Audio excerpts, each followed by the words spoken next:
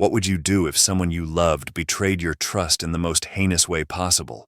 Can a relationship truly recover from such a betrayal? How can you protect your children from the consequences of decisions that were never theirs to make? But before we get started, make sure you subscribe. We're only 6 subscribers away from 200. I, 48, have been married to Ra, 49, for 18 years, and we have known each other for 22. We met in our early 20s during an inter-college event. Her confidence and charm immediately took me, and we clicked right away. What began as casual meetings rapidly grew into 2 decades of marriage and 2 children, 15 boy and 12 girl. I believed I had won life with a steady marriage, a good job, and gorgeous children. However, when I visited her graduate school alum ceremony a month ago, reality hit me hard. Ra has always been actively involved in her graduate school alum club. She advises juniors, arranges webinars, and regularly contacts old pals.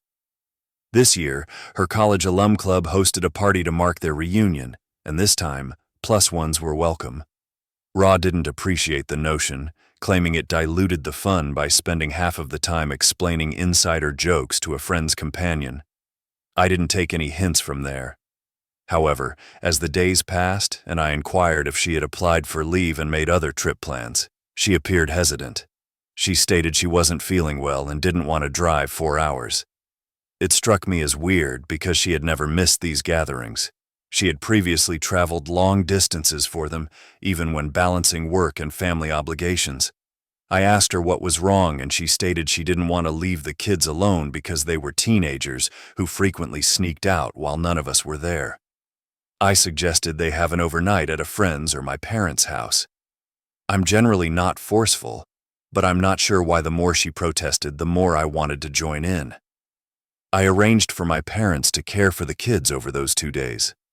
She reluctantly agreed, and we took the vacation together. The celebration was customary. Her pals were welcoming, and everyone was reminiscing about their younger years. As the night progressed, everyone began to let down their guard and engage in personal conversations. During that, one of her friends, let's call her Mona, made an offhand remark about a man Ra hooked up with in graduate school and how he was such a weirdo who followed her around. Mona and Ra went to college and graduate school together, so I felt she was confused. I corrected her, asking, "Maybe you're talking about college." She clarified that she meant graduate school. I said, "That can't be true. Ra was with me during grad school." Mona froze and the situation became unpleasant. It only took a fraction of a second before Ra and her other pals joined in and said, "Yeah, it must be college." Mona attempted to laugh it off, claiming it was probably just a mix-up because it had been so long, but I knew otherwise. The conversation became strange after that. Half of her pals scattered to speak with other people, and Mona also left the table. Ra remained silent for the remainder of the night. I pretended everything was fine, but inwardly, I was reeling. Ra and I were in different colleges, and she was a year ahead of me. We met at an inter-school festival. She graduated a year before me and promptly got a job, so during my final year, I moved in with her. After a year, we pursued our master's degree and attended graduate institutions in several places. The long-distance relationship was complicated, but we were making it work. We were only 4 hours apart, so I usually saw her once a month. Soon after, we began living together and eventually married in a closed ceremony attended only by our parents. I couldn't get my head around Mona's reply. As soon as we came home, I addressed Ra. She asked, "Didn't Mona clarify that she was confused?" I argued it wasn't a mistake, and if that person was from her college, how could her graduate school classmates know and laugh about it?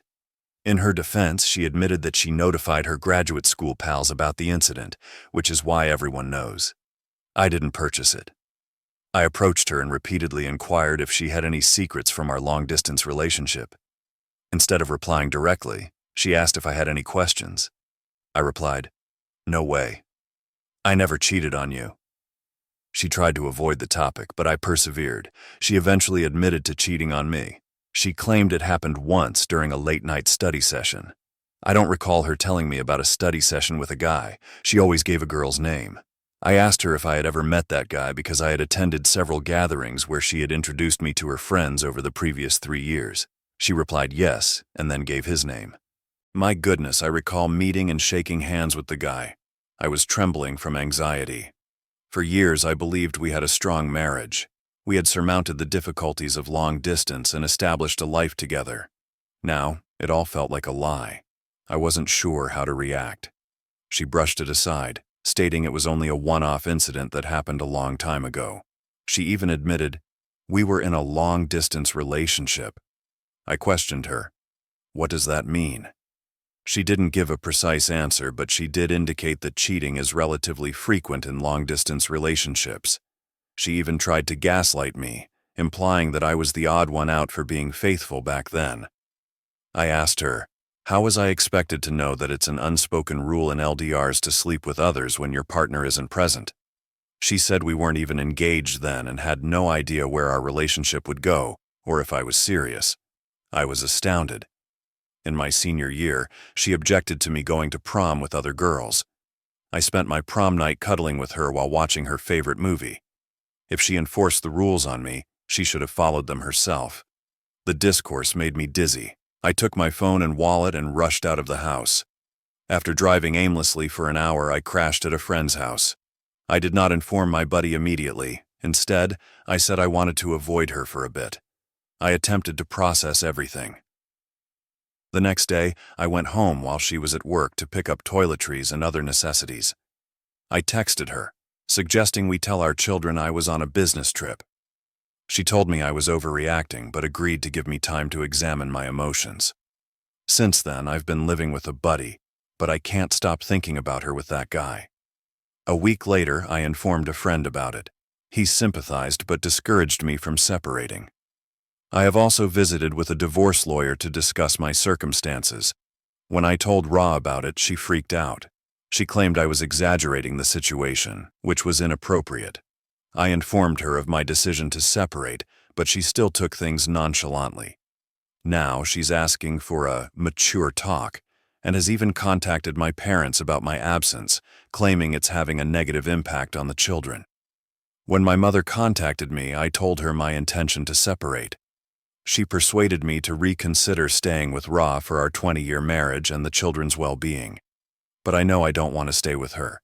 The issue is that I don't want to jeopardize my relationship with my children. I've always been a hands-on father and hope to stay that way. Some acquaintances urge me to stay married until the kids are old enough to move away. Recently, the kids have become suspicious about my absence. It's my first time away from them for this long. When I call the house phone, I do not speak to Ra. Children are more perceptive and pick up on these indications than adults. I'm going ahead with my plans, but everyone, my parents, friends, and colleagues, is pushing me to calm down and give the relationship another chance. They claim that since it happened before we got engaged, I should forget about it. But I can't. I simply can't. I wanted to share this here to see if anyone has been in a similar scenario and how they handled it. I'm not sure what it means not to be an alpha man who goes nuclear on his unfaithful wife, but I assumed it was about going wild in search of vengeance. Guys, I have 2 small children. Whether I like it or not, I have to face her while co-parenting them. I'm aware of and have read numerous postings about guys burning their unfaithful wives, ghosting them, and engaging in other inappropriate behavior. I'm not sure if I can do anything like this with my kids in the meantime. While I admire those men for destroying their spouses, I'm delighted with maintaining my dignity by separating myself and becoming a co-parent. I returned home after 40 to 45 days. I informed her that I could not remain married to her and that she had filed for divorce. She accused me of destroying our marriage, claiming that it occurred long ago before we were engaged. She even tried to rationalize it by claiming that it is usual in long-distance relationships and implying that I had done something similar. Her deflection made me even more enraged.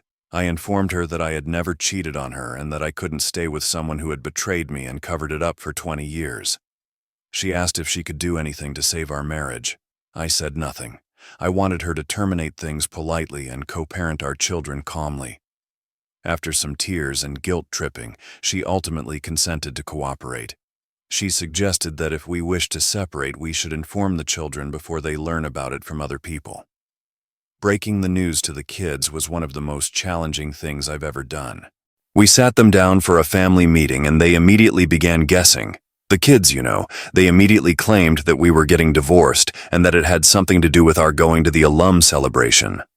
My daughter quickly said, "Oh, I know, Dad cheated on Mom with her friend at the party." Ra and I were in disbelief. She stressed that nothing of the sort occurred. Yes, we are getting divorced, but it is because of her mistakes throughout her college years. Her admission of her shortcomings gave me hope for being a good co-parent. I do not want my children to witness their parents' hatred. My son told my daughter, "See, I told you, it's Mom." Girls aren't loyal. Following a breakup with his fiancée, he began generalizing that women are problematic. It feels terrible that our children bet on us. These Gen Zers, I tell you. We promised the children that despite everything, they were our number one concern and that we would take them to therapy to help them process everything. All the while, I retreated to the guest bedroom and had little interaction with Ra unless it was concerning the children. Meanwhile, I began looking for a place for myself. Rachel and I agreed to split our assets evenly. She takes the house and pays me half of its current worth. We both had our cars, which we maintained.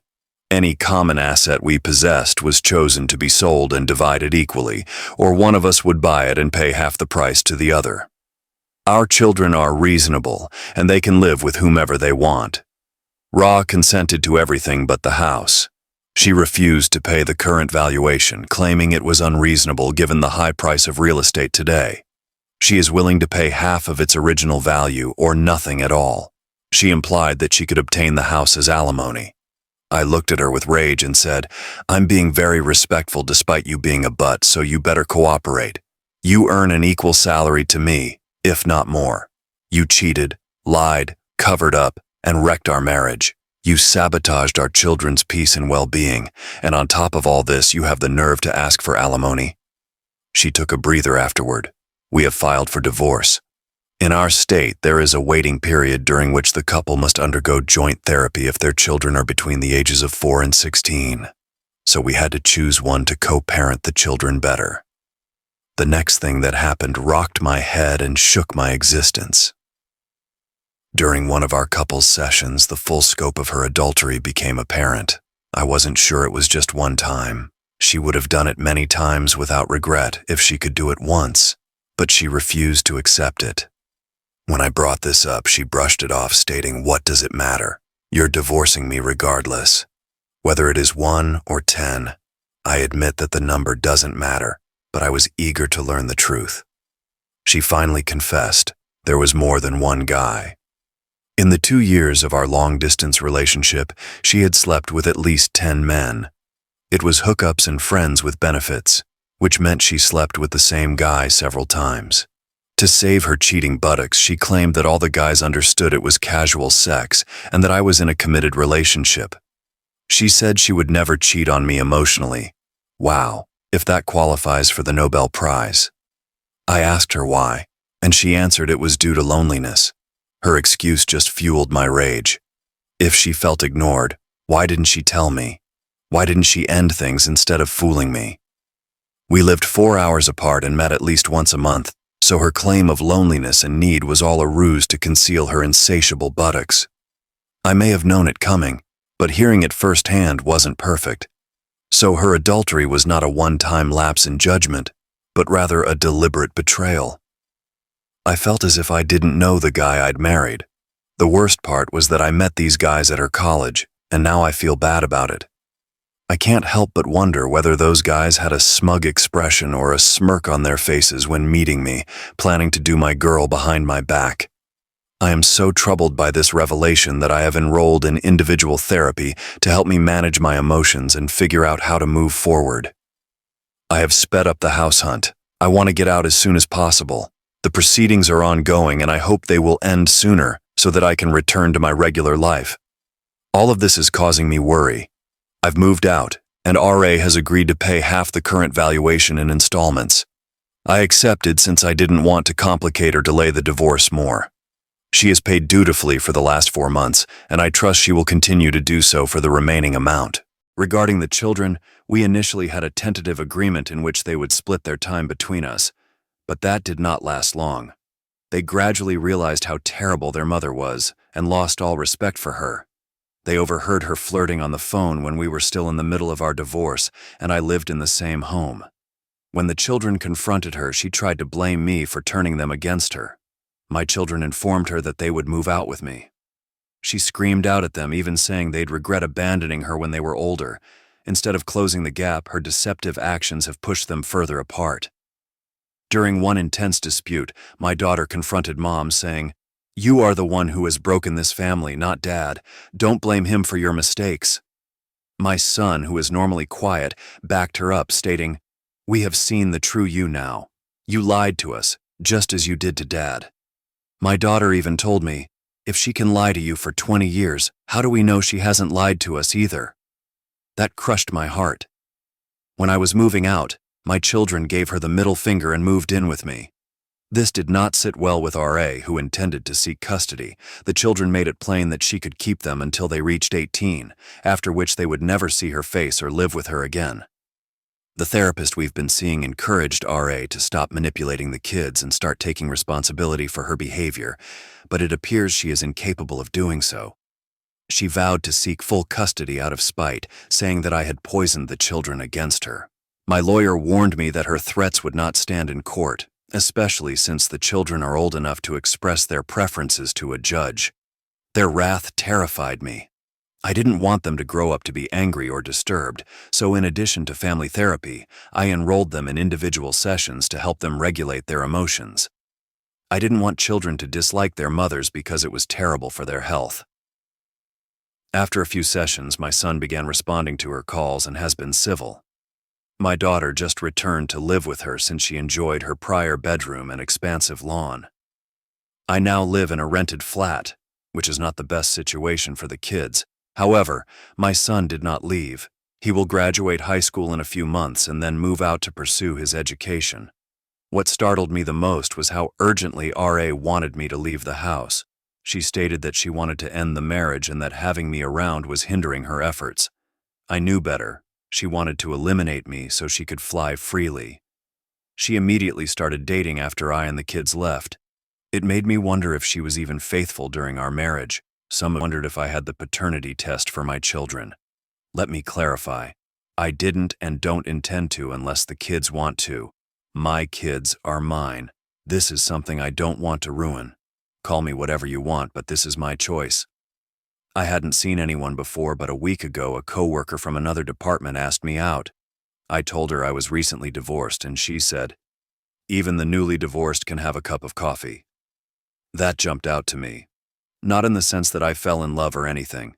I enjoyed our date, and I'm thinking about asking her out again. I may get called out for going too quickly, but why not? I'll turn 50 next month. I wasted 22 to 24 years of my life with a woman who cheated me behind my back. She's already started sleeping around even before the divorce is finalized, so why should I wait? I don't feel bad about prioritizing my well-being. My children have been wonderfully supportive, urging me to go on dates and live my life, and I want to do so. That's all for today's video. How would you handle a situation like this? Please share your ideas in the comments below. And before you leave, don't forget to subscribe. We're only 6 subscribers away from reaching 200. Your support means everything to us. See you at the next one.